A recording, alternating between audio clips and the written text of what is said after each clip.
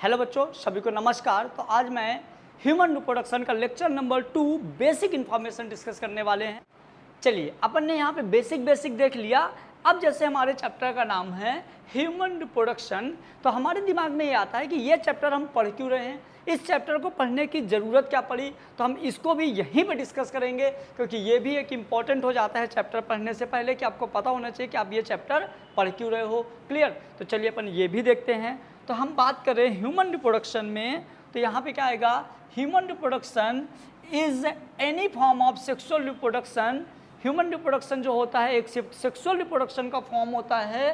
Human fertilization typical involving sexual intercourse between the man and woman. During the sexual intercourse, the interaction between the male and female reproductive system resulting in fertilization of the woman ovum by the man sperm। मतलब human reproduction एक ऐसी process होती है जहाँ पे male gametes और female gametes दोनों आपस में फ्यूज होते हैं, ओवम और स्पर्म आपस में फ्यूज होते हैं और एक न्यू जाइगोट फॉर्म करते हैं। ये पूरी प्रोसेस कहाँ पे चलेगी, ह्यूमन रिप्रोडक्शन के अंदर। और ह्यूमन रिप्रोडक्शन जरूरी इसलिए होता है कि यदि आपको अपने वंश को बनाए रखना है, आपके अपने स्पीसीज को बनाए रखना है, तो आपको रिप्रोडक्शन मस्ट हो जाता है।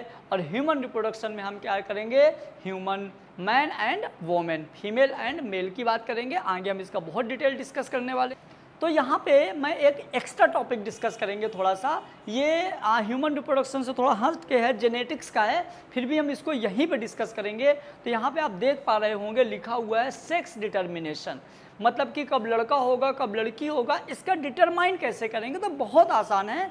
किसी भी मेल में बेटा 46 क्रोमोजोम होते हैं। 46 क्रोमोजोम में आपने सुना होगा 44 ऑटोसोमल क्रोमोजोम होते हैं और 1 पेयर सेक्स क्रोमोजोम होते हैं। सेक्स क्रोमोजोम में आपका XX हो सकता है या कि X और Y हो सकता है। XX हो सकता है या XY हो सकता है, आसान है। X और X this is called homozygous, तो सिंगल गैमीट्स बनेगा। हेटेरोजाइगस में डबल गैमीट्स बनेंगे। क्लियर? तो यहाँ पे एक तो आपका X बनेगा और आपका यहाँ पे X और Y, मतलब जो यहाँ पे X और X है, X और Y है, तो X से सिंगल X बनेगा। लेकिन आपके X और Y से दो गैमीट बनेंगे, एक X बनेगा एक Y बनेगा, दोनों का क्रॉस करा दो। जब आप क्रॉस कराओगे तो इस X का क्रॉस इससे तो X और X, इसका क्रॉस इससे तो X और Y। तो जब फर्टिलाइजेशन होता है, फर्टिलाइजेशन के टाइम पे जब क्रोमोसोम एक दूसरे से फ्यूज होते हैं, जिसको हम कैरियोगैमी बोलते हैं, तो कैरियोगैमी में आपको देखिए X और Y, मतलब 50% चांस हो जाता है कि फीमेल चाइल्ड बनेगी और 50% चांस हो जाता है कि मेल चाइल्ड बनेगी। तो आप ये भी यहीं पे नोट कर सकते हैं, बहुत आसान है। वैसे तो इतना सबको पता रहता है, फिर भी मैं बता दिया। तो सेक्स डिटर्मिनेशन में sex determination is the biological system that determine the development of the sexual characteristic in an organism. There are two different type of sex, male and female. Chromosome play an essential role in determine the sex and individual. तो sexual determination के time पे chromosome का ही role होता है कि mail है कि female, और यहाँ पे 50% चांस मेल का होता है और 50% चांस फीमेल का होता है। तो ये हालांकि इसको हम जेनेटिक्स में बहुत डिटेल से डिस्कस करेंगे, फिर भी आप लोग यहाँ पे इसको कॉपी में नोट डाउन कर दो, आपको पता होना चाहिए, क्योंकि हम इस चीज़ को भी हम यहाँ पे डायग्राम से समझेंगे। जैसे मान लीजिए कि ये स्पर्म का X वाला पार्ट है और ये स्पर्म का Y क्रोमोजोम्स है, क्योंकि स्पर्म जो मेल वाला पार्ट होता है, जो मेल वाला पार्ट होता है वो होते हैं X और Y, जो कि X बनाता है और Y बनाता है। तो this is X type, this is Y type.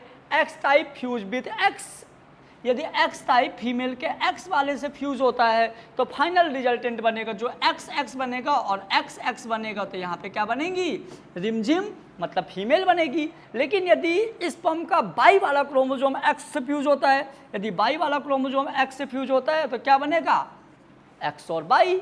यदि XX बना, देखो ये बोल ही रही है कि XX आया मतलब मैं आ गई, क्या बोलिए X, और यदि स्पर्म का X एग के X से मिलके बना तो ये बोलती मैं आ गई। लेकिन यदि स्पर्म का Y एग के X से फ्यूज होता है तो ये बोलता है कि मैं आ गया। क्लियर? तो क्या बोल रहा है, देखो ना, हाथ ऊपर किया, मैं आ गया, लड़का है ना भाई, क्या बोल रहा है, मैं आ गया, X और Y। तो याद रखिएगा जो हमारा स्पर्म होता है उसके पास एक एक्स और एक वाई क्रोमोसोम होता है। यदि एक्स क्रोमोसोम स्पर्म का फीमेल के एक्स क्रोमोसोम से फ्यूज होता है तो बनेगी लड़की, और यदि स्पर्म का वाई क्रोमोसोम फीमेल के एक्स क्रोमोसोम से फ्यूज होता है, फीमेल में तो एक्स ही होते हैं, तो बनेगा क्या, लड़का। क्लियर। तो ये भी आपको याद रखना है, बहुत आसान चीज़ें हैं लेकिन बहुत इंपॉर्टेंट चीज़ें हैं, ये आपको पता होना चाहिए। अब देखिए, अब यहाँ पे यदि हम अभी बेसिक्स में ही चल रहे हैं, अब यदि हम बात करें इसके बेसिक फीचर्स क्या हैं, ह्यूमन रिप्रोडक्शन का बेसिक फीचर्स क्या होता है, what is the basic features of human reproduction. Human reproduction का बेसिक फीचर क्या होगा, तो ये सबको पता होना चाहिए और पॉइंट टू पॉइंट पता होना चाहिए। यदि आपको किसी ने नहीं पढ़ाया तो आप इसको जरूर नोट डाउन करिएगा, और बहुत इंपॉर्टेंट है और इसको बहुत लोग छोड़ देते हैं, याद रखिएगा। तो सबसे पहले क्या है, synthesis of RNA and protein. आपके इसमें आरएनए और प्रोटीन का सिंथेसिस होता है, याद रखिएगा। उसके बाद है DNA replication, replication of DNA. यहाँ पे डीएनए का रेप्लिकेशन भी होता है, साथ में आपका सेल डिवीजन भी होता है। यदि सेल डिवीजन नहीं होगा तो आपका जो जाइगोट था 2n, यहाँ से 2 सेल बनी, 2 से 4 सेल बनेगी, 4 से 8 बनेगी, 8 से 16 बनेगी, मोरुला, ब्लास्टुला, गैस्टुला।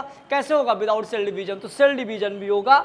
उसके बाद है फॉर्मेशन ऑफ रिप्रोडक्टिव यूनिट और गैमीट्स। यहाँ पे फॉर्मेशन, क्योंकि जैसे फर्टिलाइजेशन होगा तो मेल और फीमेल भी तो डिवाइड होगा। आपने जाइगोट बनाया, जाइगोट के बाद मेल बनेगा, फीमेल बनेगा, तो जब मेल और फीमेल बनेगा तब तो फॉर्मेशन होंगे ना गैमीट्स के। तो क्या होगा, formation of reproductive unit, reproductive unit, formation of reproductive unit, मतलब टेस्टिस और ओवरी का भी फॉर्मेशन यहीं पे शुरू होगा, और एंड गैमीट्स भी बनेंगे। क्लियर। उसके बाद development of the reproductive organ into young one, इन सब में रिप्रोडक्टिव ऑर्गन भी डेवलप होंगे। तो आपके जो बेसिक फीचर्स होते हैं आपको ये भी याद रखने हैं। बेसिक फीचर मैं एक बार फिर से शॉर्ट में रिवीजन करवा देता हूँ।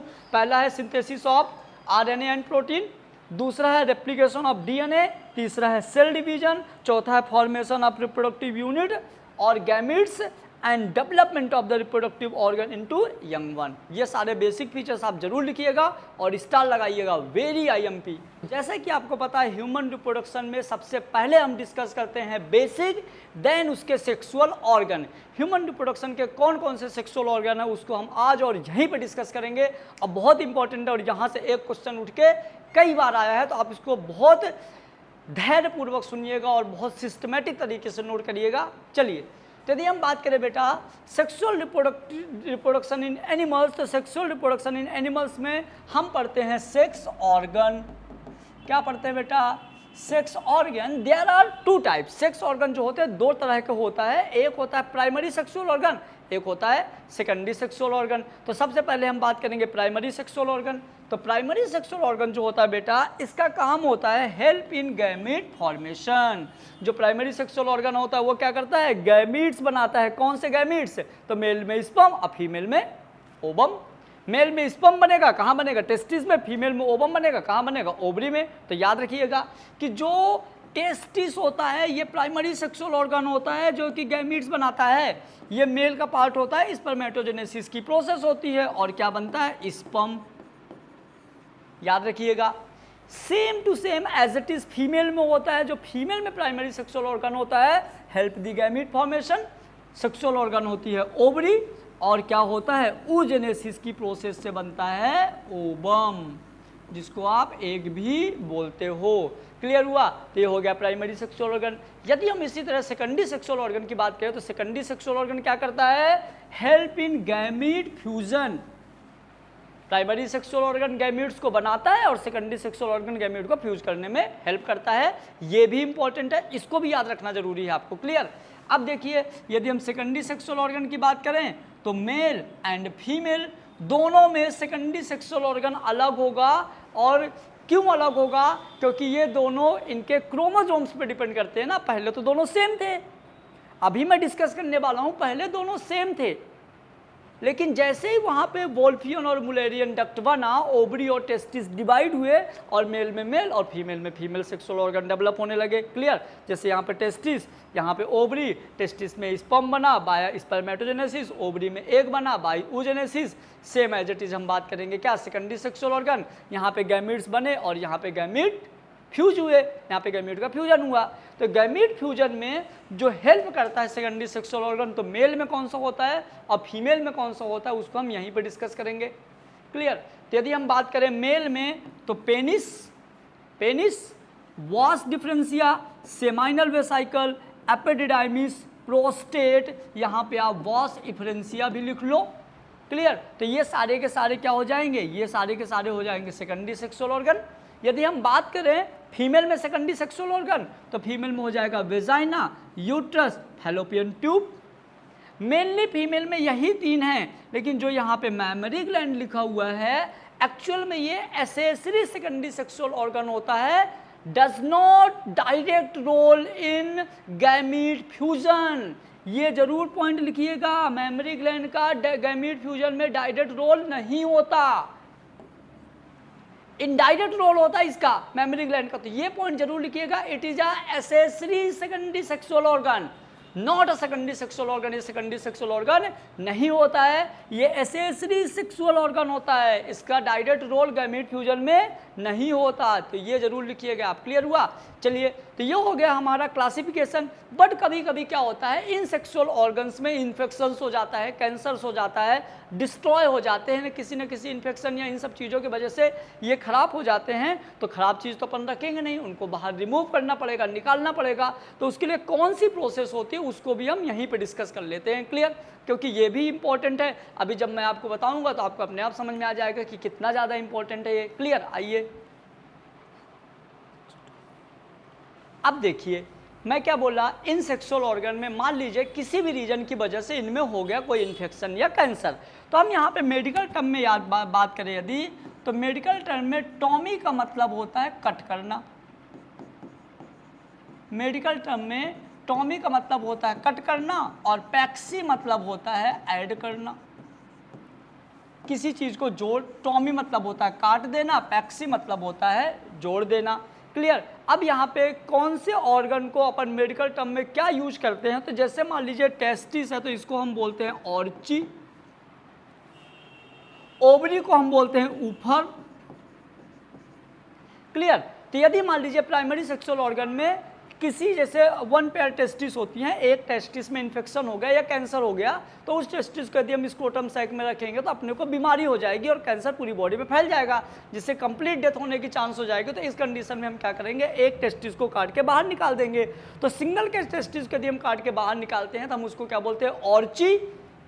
Medical name is Archie, a cut is Tommy. तो टेस्टिस को काट के बाहर निकालना हो जाएगा ऑर्चिटॉमी। क्या हो जाएगा भैया, ऑर्चिटॉमी। सेम ऐसे यदि आप ओवरी को काट के बाहर निकालते हो तो हो जाएगा उफरेक्टॉमी, क्योंकि ओवरी को हम बोलते हैं ऊपर, टॉमी तो हो जाएगा उफरेक्टॉमी। कुछ इसी तरह से दो तीन टर्म और है, उनको भी हम सीखते हैं। तो जैसे अपना वेजाइना, वेजाइना को हम बोलते हैं कॉल्पो, यूट्रस को हम बोलते हैं हिस्टेरो, फैलोपियन ट्यूब को हम बोलते हैं साल्पिंगो, क्लियर। तो यदि हम बात करें वेजाइना में इन्फेक्शन हो गया तो वेजाइना को कट करके बाहर निकालने को हम बोलेंगे कॉल्पोक्टॉमी, यूट्रस को काट के बाहर निकालने को बोलेंगे हिस्टेरेक्टॉमी और फैलोपियन ट्यूब को काट के बाहर निकालने को हम बोलेंगे साल्पिंगोटॉमी। फैलोपियन ट्यूब को काट के बांधना होता है ट्यूबेक्टॉमी, कंफ्यूजन मत होना। फैलोपियन ट्यूब को आपने कट करके वहीं पे बांध दिया, वहीं पे जोड़ दिया, वहीं पे बांध दिया, उसको हम बोलते हैं क्या, ट्यूबेक्टॉमी। याद रखिएगा, जैसे वास डिफरेंशिया को काट के वहीं पे बोलते हैं वैसेक्टॉमी, काट के बांध देना वैसेक्टॉमी, ऐसे फैलोपियन ट्यूब को काट के बाहर निकालना होता है साल्पिंगोटॉमी, लेकिन फैलोपियन ट्यूब को वहीं पे काट के बांध देना होता है वैसेक्टॉमी। इस तरह के सारे टर्म आप अपने कॉपी में लिखते जाइएगा, क्योंकि ये कॉपी किसी आपको टीचर को चेक नहीं कराना, आपके ऑब्जेक्टिव क्वेश्चन सॉल्व करने में काम आएगा। तो जो भी यहाँ से इंपॉर्टेंट चीज़ें आपको लगे आप अपने कॉपी में लिखते जाइएगा।